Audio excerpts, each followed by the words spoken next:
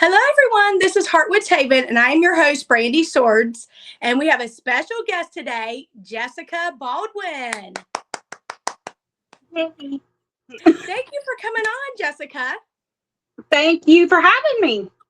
Yes, I'm so excited to have you on. And I love working with you, doing the different NAMI stuff. And you're just doing such big things with NAMI and everything. And I don't even know how it's happening. It's just one thing right after another. And I'm like, okay, I'll do it. Okay, I'll do it. Yeah, it just keeps rolling. So I'm like, as long as it's rolling, I'll roll with it. And now, what was the award that you won? So it was the CIT family member of the, family member with lived experience, I believe is what it was. And which completely caught me off guard. I had no idea it even existed, first of all. And yeah, apparently they'd been trying to get a hold of me for like a week, and I didn't recognize the number, so I kept sending it to voicemail. Yeah, that would be me. I'd be like, I don't know that person. Finally, Joanna had to call me, and she said, Jess, there's going to be a lady calling you. Answer your phone. And I was like, oh, okay.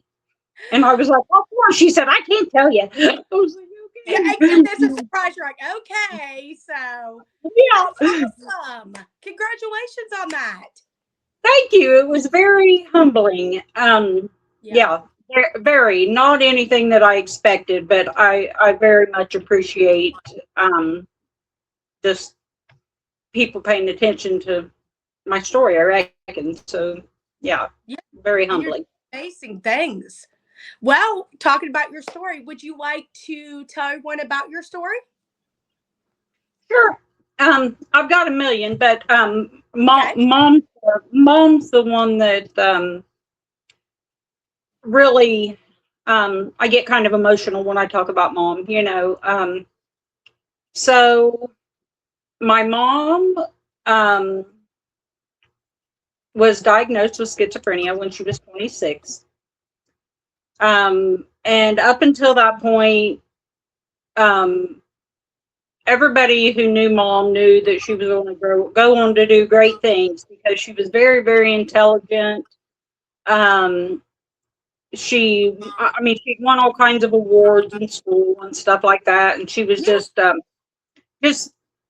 very highly intelligent. And so this kind of came on, and it was before I was born. So I know what stories I hear from family, and I know, what little bit my brother and my sister, had to go through, but I never knew mom any other way. I was 31, or she was 31 when I was born. So I didn't know her any other way. She was just mom, Yeah. And she was mom that talked to people I couldn't see, and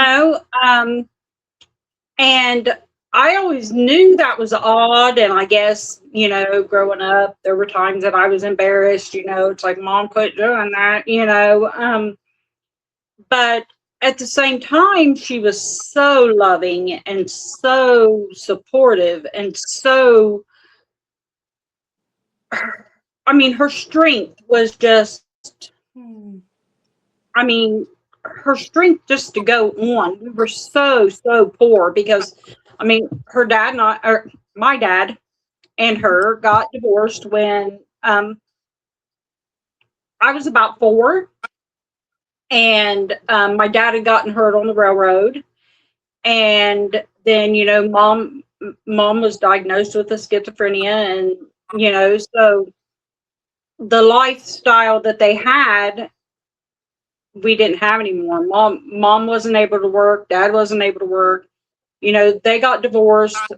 They had bought a farm here in Southern Ohio in Jackson County years before I was born.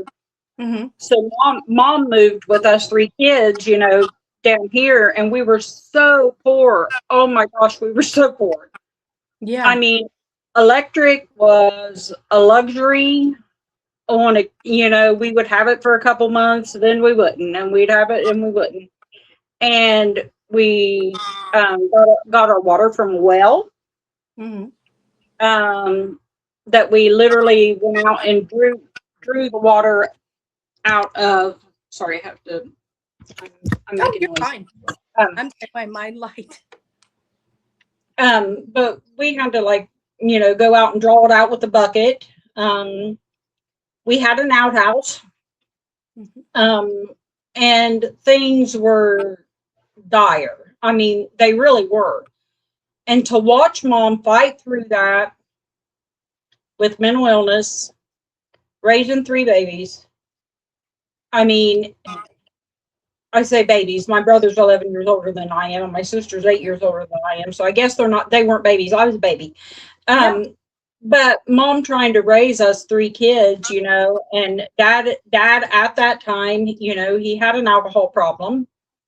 And I mean, mom just pushed us so hard to become somebody, And I remember her telling me one time, she said, no matter how poor we are, as long as you keep learning, people will take you seriously.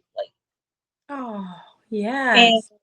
I mean, she always pushed bettering yourself and getting off that holler. She'd say, we got to get off this holler. We can't, we lived up in the holler and, and to us, it was the greatest place on earth. I still think it's the greatest place on earth, but she wanted us to get out of there and make something out of ourselves, no matter how poor we are, no matter what kind of hand we'd been dealt.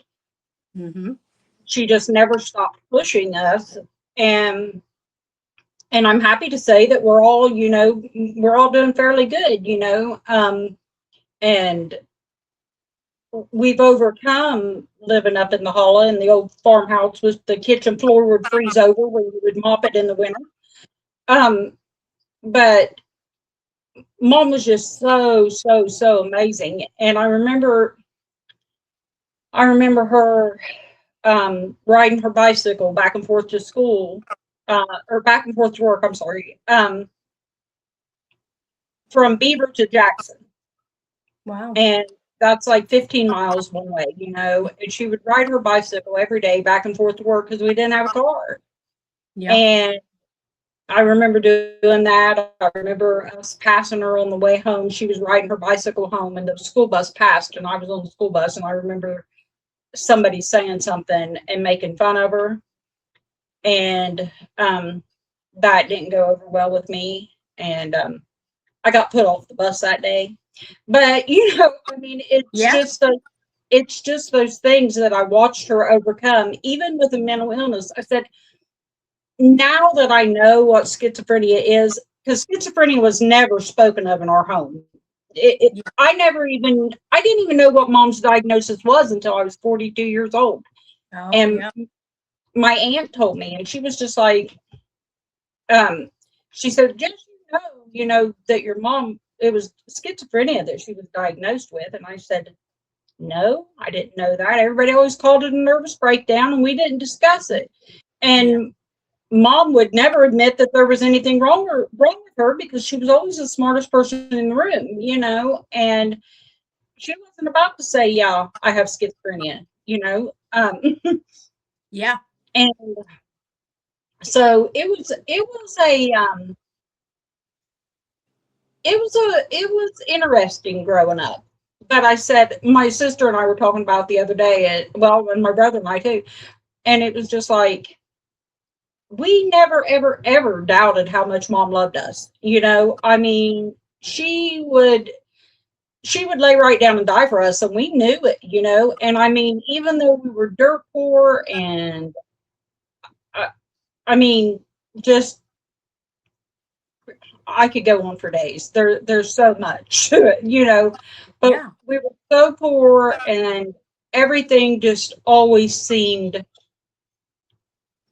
like we were just waiting on the next thing to happen, But in the same sense, we were so happy, I mean, I remember mom reading to me. She would read and read and read and read to me.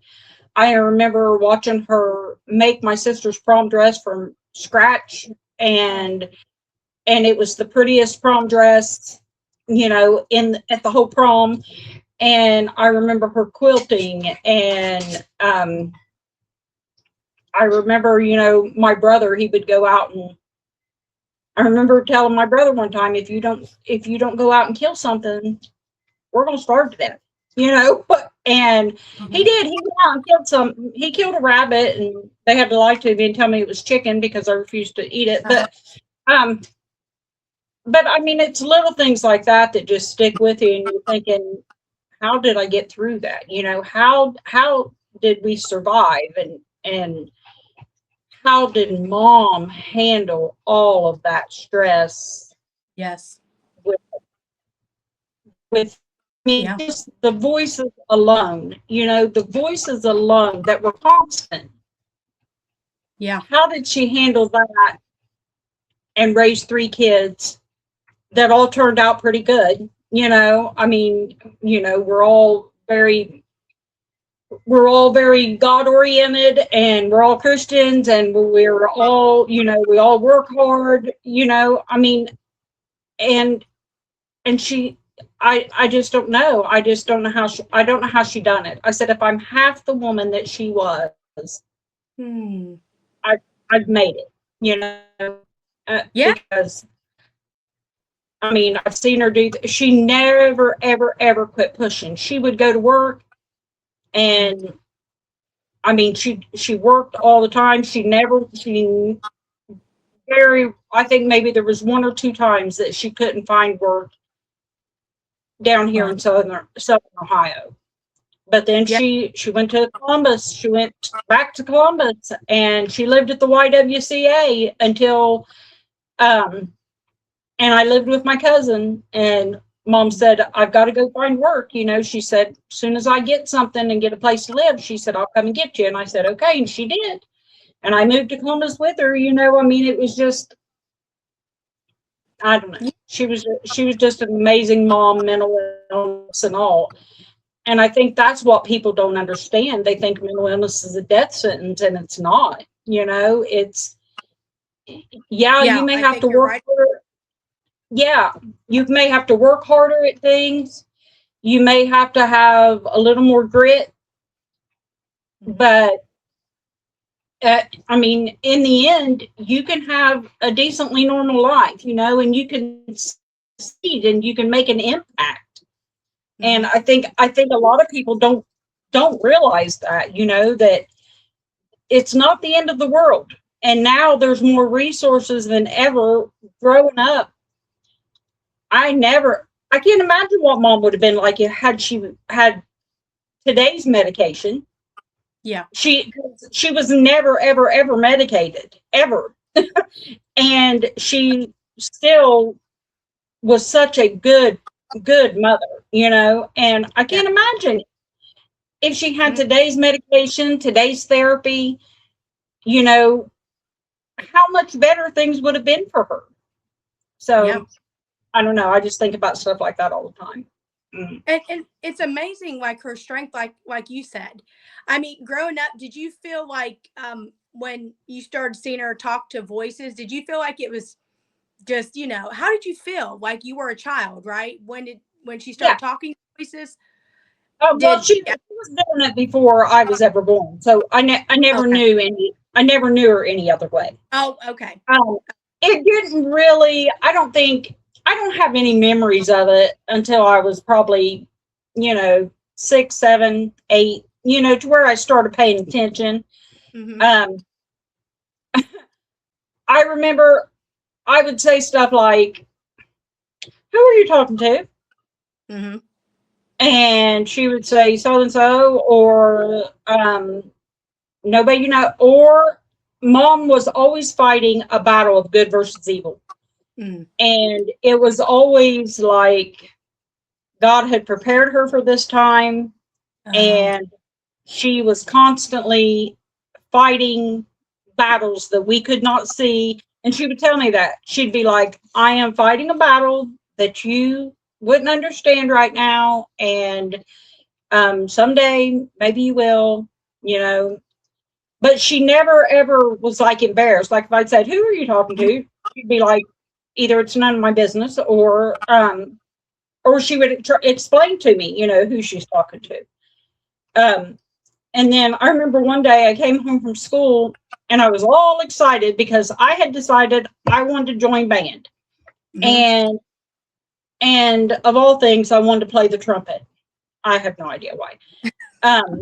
And I was so excited. And I came home and she was having a particularly stressful day that day. And I think I lost you, Brandy. Um, it says network. Oh. But anyway, she was having a. Are you back? There we go. Okay. She Yes, was I don't having. know what happened. I was like, oh no. Yeah, I don't know either. I was like, I think I lost you. But she was having a stressful day that day, and she was really having a deep conversation with somebody. And I was way too excited. I didn't have time for her to be talking to nobody else, And I remember I had her, she was standing in front of me, and I put my hands on her shoulders like this, and I said, Mom. And she said, and I said, I need you to, I said, quit talking to whoever you're talking to. I said, I need you to listen to me. And she said, okay, baby, what do you need? Just like that. And Wow. I was like, I want to join band. And she was like, you do? She said, what do you want to play? And I said, the trumpet. And she said, oh dear. Yeah. So did you play the trumpet? Yes. And Yeah. now I just told you how poor we were. So there was no way, no comprehensible way we were going to get a trumpet. Mm-hmm. And I remember it was probably 2 weeks later. I came home from school and I walked in the door and she had a brand new trumpet laying out in the case on the couch open. Wow. And I was so excited. To this day, I don't know how much, I don't know how she bought it. I don't Oh, know how she bought it. I mean, she was working at the time, but I knew we did not have the money to go get this. I don't know to this day. But yeah, I played the trumpet for 6 years. Yeah, wow. That's amazing. I mean, like yeah, you said, for her to come out, even like when you were asking her, like who you were talking to, she's had a regular conversations like, hey, this is who I'm talking to. This is what's going on. And that just yeah, became, like you said, just the norm. And, yes. and It was yeah, so normal. And I mean, I would get embarrassed. Like if my friends were around and I seen her, because you could tell by the look on her face when she was getting ready to get somebody down the road. yeah, And I would try to distract her. I would be like, Mom, um, and just try to distract her from that. So, but there were times that friends seen it or whatever, um, and I remember being real embarrassed by it, but and I know they thought she was odd, and I mean, some of her own family members thought she was odd, but mhm, the funny thing is anybody that you would ask now, I mean, if you said, you know, tell me about Betty Spencer, yeah. hands down across the board, they would say she's the strongest person I've ever known. Oh, And I mean, that's her legacy. The schizophrenia is not even thought about. Her legacy is she is the strongest person ever. yeah. Um, I mean, she started preaching at 14 years old. Wow. Yeah, and then at 17 years old, she was packing out revivals, and then here at 26, she's diagnosed with schizophrenia. It's not anything anybody ever seen coming, and but yeah, she was great. I mean, I could sit and tell stories about Mom all day long. I could make you laugh, I could make you cry. I mean, it's just, Yeah. yeah. I So, mean, I mean, how did you feel when you actually heard that was her diagnosis? How did it make you feel? Did it kind of like connect everything or like, oh, how did you feel when you um, actually heard that's what she had? it connected everything, but I Mm. also felt like I'd been punched in the stomach. Mm. And it was because when you hear schizophrenia, that scares people. Yeah. And at 42 years old, it scared me. It was like, no, my mom did not have schizophrenia. I mean, because it's so taboo. Yes. You people don't deal with it. They don't talk about it. And I Mm. said, had I grown up hearing the word schizophrenia, maybe it wouldn't have had such an impact on me when I did hear it. Mm-hmm. Um, but it's so funny what even got us talking about it. I was getting my bachelor's in psychology, Mm. and that's the conversation that led up to my aunt telling me that was mom's diagnosis. Wow. And at this time, my husband and I are taking care of mom because she Mm-hmm. had had a massive stroke at 69, massive stroke. And she was completely bedridden, and she was completely paralyzed on her left side. And the stroke, kind of led into dementia. And so we were dealing, and so for 8.5 years, Tony and I took care of her, and so I thought, well, what better time to go back to school? I'm here anyway, 24/7. That's where I was at. So I went back to school, and so between my education, my life experience, I did start putting things together and thinking, oh, now that makes sense. Yeah. And Yeah. you're right, So, because of the stigma. I mean, you hear that and people, and like with your story, it's beautiful because you can tell both sides. You can, right. even her being a loving mom and all these different things, but as soon as people hear that word, it's a Yeah. whole reaction, So I love Yeah. that you're telling both sides of it. That's the point, that you can live with that and have a normal life, is what it is. I said I've always felt like I would love to get a group of people together, and I would love to tell them this story about this missionary's daughter who graduated high school at 16, who preached at 14, who, you know, was this amazing mother, amazing businesswoman, very intelligent, and you know, her come from a family. Her father was a college professor. Her mom was a school teacher. Her mom was a school teacher. Coming Wow. from, and I would love to tell this whole story of these amazing people and this amazing woman, and what a beautiful, wonderful mother she was, and all of the wonderful things she done. And then at the very end, I would like to say, and she had schizophrenia. Yes. And I would love to see how the dynamic of the group change at that point, and Yeah. just end it like that. And I would just love to see how somebody could, how people reacted to that, because when you start off that she has schizophrenia, it's kind of like that's what sticks with people. Yeah. And she was so much more than that, and yeah, she had schizophrenia, but it didn't have her. So Yeah, yeah. exactly. We talk about that. It's like it doesn't define you. That was Right. a part of her, that's what she had, but that's not all she was. And you're right. I Exactly. love that. Would be an amazing book, because you would tell everything, and you're right at the end, and people would be like, huh? So you're right. As soon as I heard the word, it would not even matter.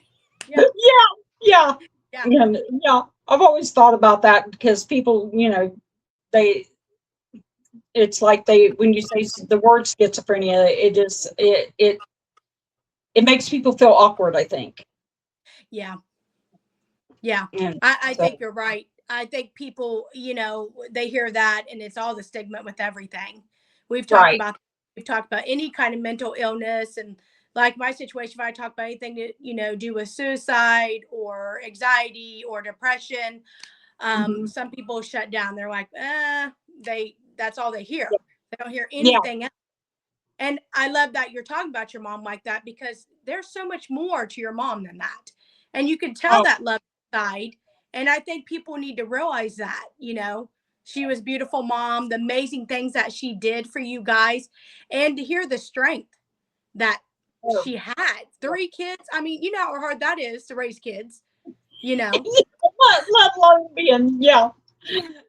Yeah. Let alone having that on top of it. Yeah. Mm, Yeah, but exactly. I'm like, it's hard enough to raise kids, you know what I mean? And yes, I'm, you know, growing up, and like you said, even like people on the bus, you know, making fun of her or different things. It's a horrible thing to have to go through because people don't understand, you right. know, Yeah. and Yeah. and they say things that they shouldn't say. And you know, as kids, people will make fun of things or talk about things, and you're like, Mm, they don't understand. But you as a person, you're like, that hurts. That's your mom. They don't understand. yeah. And my sister used to laugh at me because I'm the mouthy one in the family, and she said, I'm always the first one to fight with mom, but I was always the first one to fight for her too. You know, I mean, because I'd lay somebody out over my mama. You Yeah, know, I mean, exactly. and, Yes, exactly. I'm like, yeah, I'm going to defend her. So it doesn't matter. Hmm. right. And how, Mm, yeah. And how was it like being her caretaker? I mean, how was that? Because, you know, being a caretaker is hard in general, you know, and take care of a, you know, loved one. How did you like have take time for yourself when you do that all the time? I How did didn't. you do that? I didn't. And that's one thing that I would tell everybody. Um, you take that time for yourself and you don't feel guilty about it, because I didn't take that time for myself. I had 5 days of respite each month, you know, through hospice. Mm-hmm. And um, mom wasn't um, terminal, but she was declining. So they kept her on hospice for a good few years. And Mm-hmm. so they would give me those 5 days, and I would feel so guilty if I took those 5 days that I would go there to see her every day. Mm. You know, I couldn't even be 5 days away from her without the guilt just eating me alive. And Yeah. Tony would tell me, he would be like, you can't feel guilty for this. You need this. And I'd say, but she didn't want to go, and it tore my heart out. Yeah. And as far as self-care, Tony would say, okay, um, you've had enough. He would know when I was getting ready to break, you've had enough. I'll take care of your mom. You go to Walmart. And I would go to Walmart and just walk around for a couple hours just to breathe. Yes. Because, I mean, she was bedridden. It was bedpans and changing diapers and things that I never thought I would have to do for my mom, because Yeah. she was invincible, Yeah. um, and I mean, just making sure that she was eating healthy, making sure that she never got bed sores, Yeah. and I'm proud to say that in 8.5 years, she did never get a bed sore, you Amazing. know, um, but it was so, I mean, I remember sitting in the corner of her room one time just bawling my eyes out because I really felt like I couldn't take no more, because Yeah. she would say, well, there was one particular time she said, Jessica, for 24 hours, every 5 minutes, Mm. nonstop. It's like she didn't remember 5 minutes prior that she had just hollered for me Yeah. all night long. I didn't sleep that night. It was all night long. And then I remember her saying, Jess, there's a mouse in my mouth.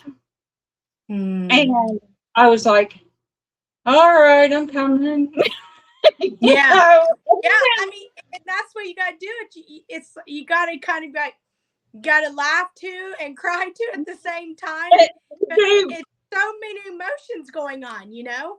I know. I mean, it was sometimes we're hysterically funny because one time I dropped her in the floor from the Hoyer lift. Uh-huh. Um, the hydraulics went and the whole Hoyer lift, the whole front of it, and there was mom laying in the floor, and I just laid in the floor beside her and I started laughing. Tony wasn't home, and I Uh-huh. started laughing and I said, "Well, now what are we gonna do?" And Yeah. she said, "I guess." She said, "I guess the lake will wait on Tony."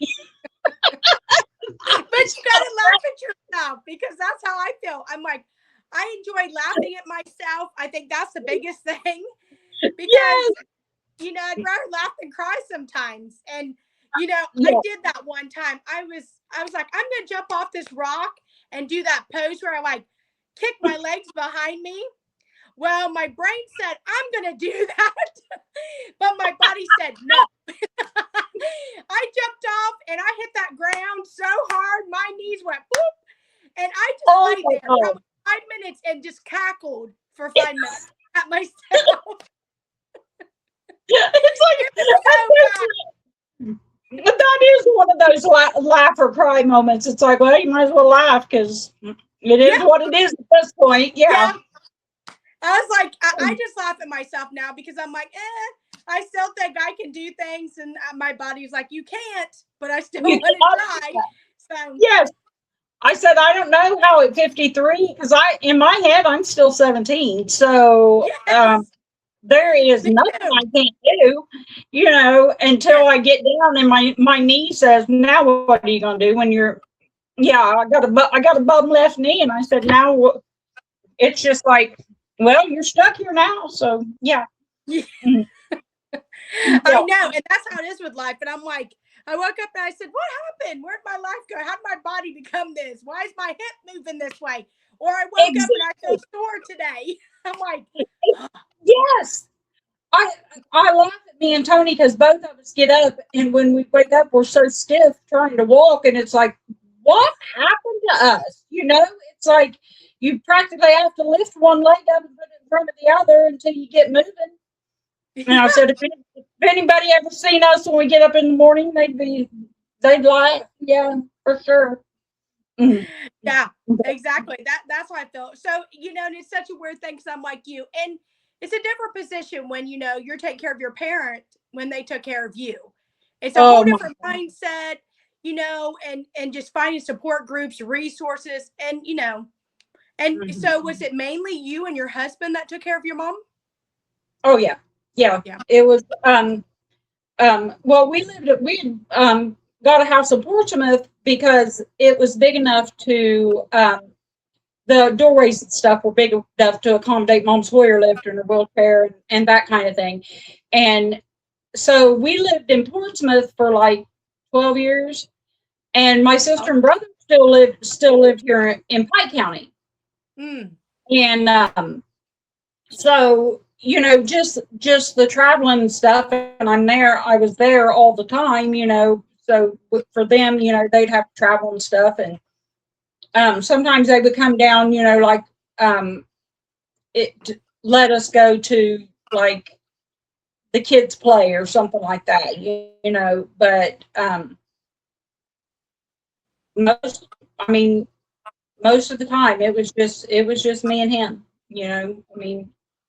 And Yeah. thank goodness for, I mean, I can never sing the praises of hospice nurses and the aides and stuff. I can't sing their praises enough because I mean they were absolutely amazing. I mean, you know, they'd come in and give mom her bath. I mean, just them coming in for an hour to give her a bath 3 times a week was like an hour I could go lay on the bed and not do nothing. Yeah. And Yeah. so, yeah, I'll never be able to quit thanking them for everything they've done for us. Mm. And I think you're right. It's hard. It's hard because did you feel like the weight of the world was on your shoulders? It's like you're doing an amazing thing. You're doing things because I'm like that. I'm like I feel like I should do everything I can possibly do, but Mhm. I think talk about too. It is hard. It is very hard to It, do a beautiful, loving thing because it still is hard. It's still a weight, and I, I get that. I, I would tell anybody that will listen. Being a caregiver is the hardest job in the world. It is so hard. It is so mentally, it could mentally break you. I could totally see how it could mentally break you.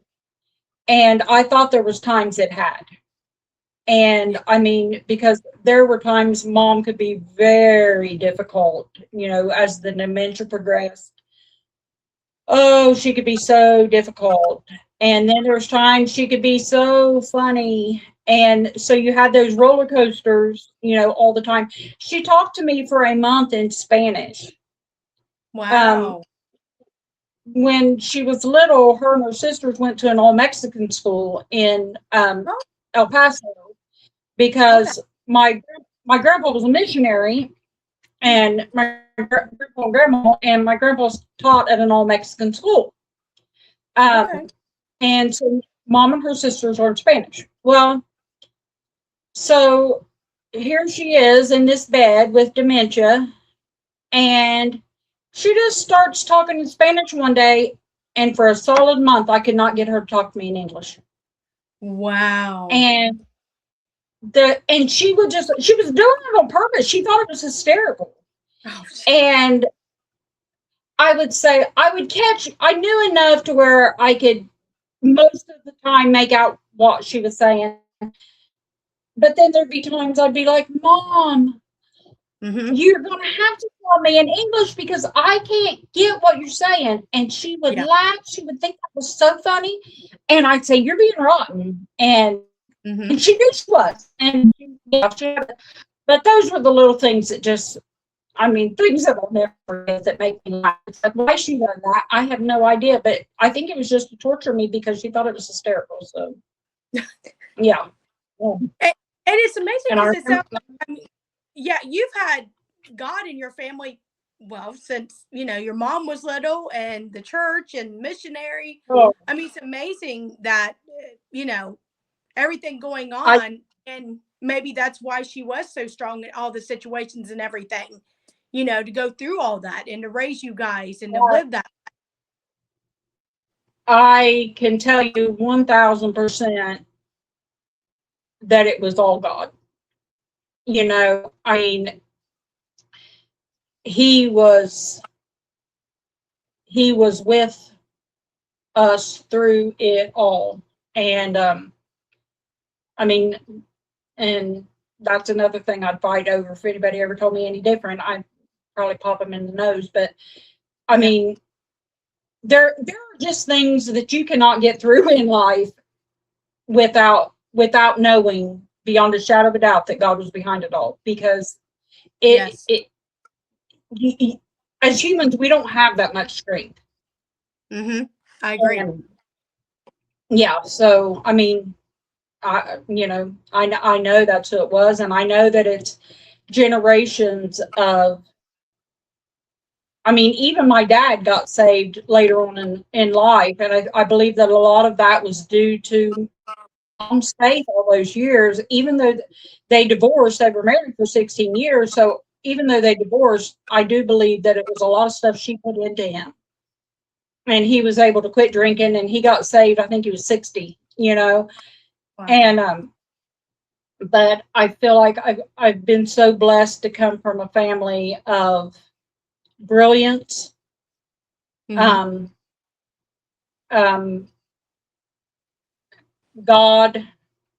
first and foremost, always, from the time I was little. That was 2 lessons that Mom taught me.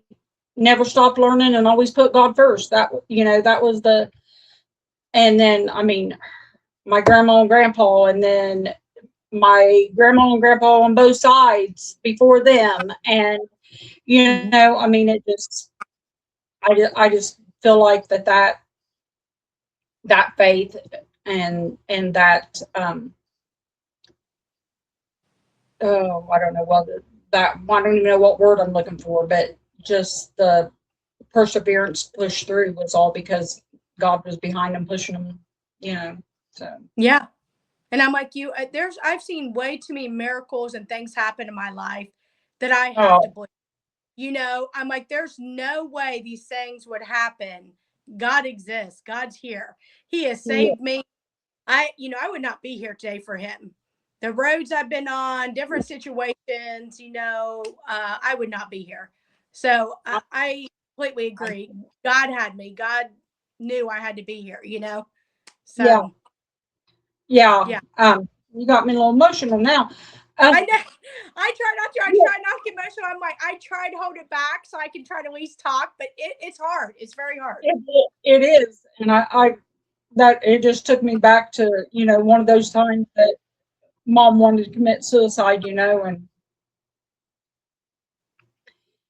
I know that God's the reason that you know it didn't happen, but it wasn't like she didn't try, and Yeah. when the voices would get too much, and I remember her telling me she thought she damaged me.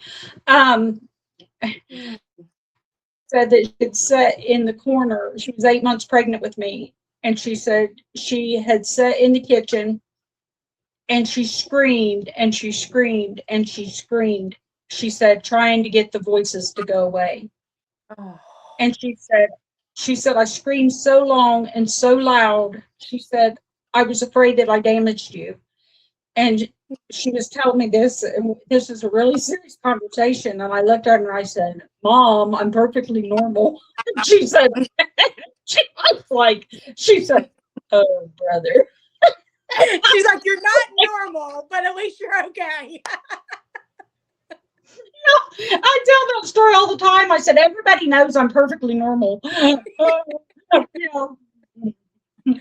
I know, and I've talked to people because we're like, what's really normal? Because I'm the same way. I'm like, I'm not normal. I don't think I fit in different categories. I'm like, I don't want to be Yeah, normal if that's what it is, because I, I definitely am not. I don't want to be normal. I mean, what fun is that? It's Yeah, not any fun. I'm like, I'll pass. I'm good. that's right. That's me too. I'm just like, yeah, I'm a weirdo and I know it. So, you know. Yeah. Mm. And I think I'm like you. You get to a point in your life where you just embrace it. You do.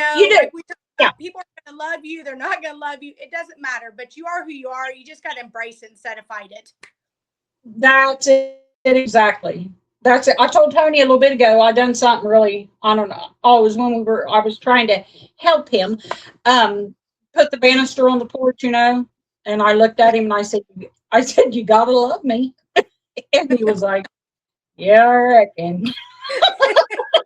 That's what I tell my husband. I was like, you married this. You've been with me for 22 years. You've accepted this, buddy. That's it exactly. That is it exactly. I'm like, Yeah. we're You can't, here. you can't, you can't get away now. So it's been 17 years next month. So So he's that's what I stuck with told him. I said, sorry, it's done. Yeah. it. Yep. And we laugh about Yep. that all the time. I know. Yes. So Mm. what made you go into that degree that you got? What made you go into that? Decide this is what I want to do and start doing schooling for it. Fascination. Oh, okay. Um, I had dealt with mental illness my whole life. Mm-hmm. And then Tony and I got married. And a year into our marriage, we find out he's bipolar. He is not bipolar. He has bipolar. Anyway, and so he went through a really well, just a little background on Tony too. I know he'll be speaking, but um, Tony was called to preach at 17 years old. For the next 15 years, Tony was an ordained minister and very powerful, very dynamic, very anointed. Wow. And yeah, and he was in a car accident one day, him and his partner going to work.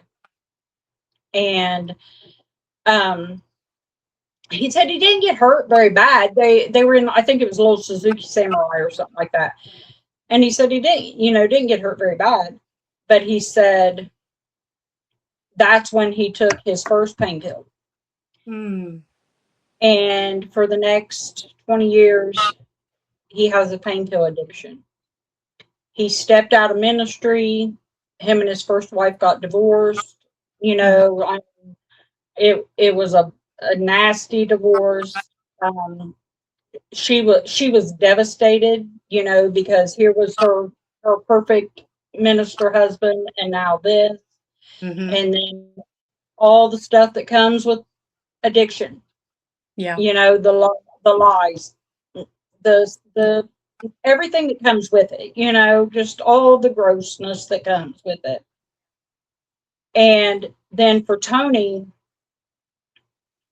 it was like he said, I'll never forget him telling me this. And you know, once we finally got past the addiction, and that was a long road. He and I even got married when he had just started back. He had he had been in rehab and he was clean, and then so I got in on a good few years of that also, you know, and he was talking to me one night and he said, you know, he said, babe, he said, I let so many people down. And he said, my congregation, he said, they trusted me, you know. He said, I was their spiritual leader, you know. And he said, and they trusted me, and I hurt so many of them, and I let so many of them down. Oh. And he said, I can't forgive myself for that. And he still hasn't to this day. He struggles so bad. And then he said, but the worst part was, he said, to backslide, he said, which is what I did. He said, to backslide, I had to trample back through the blood that Jesus shed for me and say, thanks, but no thanks. I've got this on my own. And when he said that to me, it was just like, babe, that's not the way Jesus works. You know this. Yes, did you backslide? Yes, but you also know that he is there with open arms, you know, saying, Tony, I'm not done with you yet. You know, I'm not done with you yet. And Tony said, it's so hard for me to forgive myself. He said, I just can't. He said, I feel like I am so unworthy. And he said, my fall was so hard and so fast. And but anyway, yeah. So he went through we didn't know he was that he had bipolar. You know, we knew he'd struggled with addiction, but after he was diagnosed, then it's like he started connecting the dots, you know, like, okay, that's why I'd get so angry over stuff and didn't understand why I was so angry, and how I could be happy one minute and, you know, and furious the next minute. And, you know, and he said now, you know, knowing what he knows about bipolar and addiction, and then knowing how addiction exacerbates any type of mental illness, you know, and so he said, you know, it makes sense now, you know, but when you're going through it for 20 years, it's just like, it's chaos. It's complete chaos. And you don't understand yourself. You don't know why you're hurting the people you love. Yeah. You have no idea. Yeah. But yeah, I'm just thankful that, you know, God brought him through that addiction, and you know, the bipolar we deal with, you know, he's medicated, and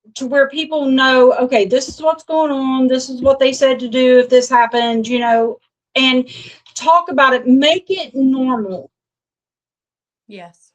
for to be able to discuss it openly and to have the support you need. And just, I mean, that's my advice. I wish we had talked about it, that so that I wasn't 42 years old when I find out, the real diagnosis.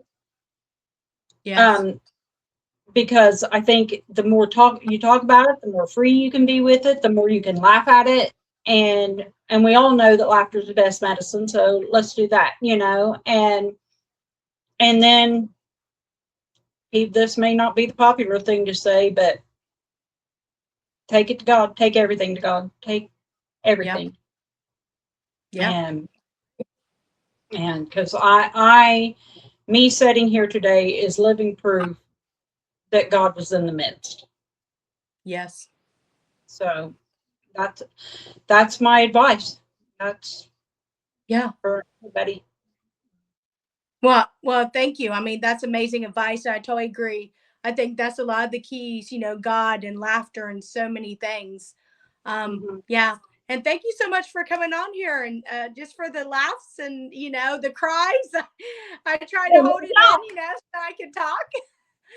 Yeah, me too. I appreciate it so much. And I mean, anytime I get a chance to tell people what an awesome mama I have, or an awesome husband I have, I'm all about it. So yeah. Oh, that's so nice. Well, we said at the end, like I told you, all I do is play music, and you're welcome to dance, wave, or whatever. I give everybody the option. Okay, sounds good. I can get my groove on. Okay. Well, thank you so much for coming on. I really appreciate it.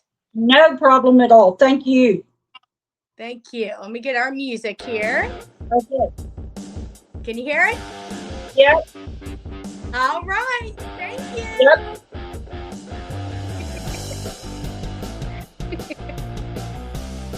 We're good jammers.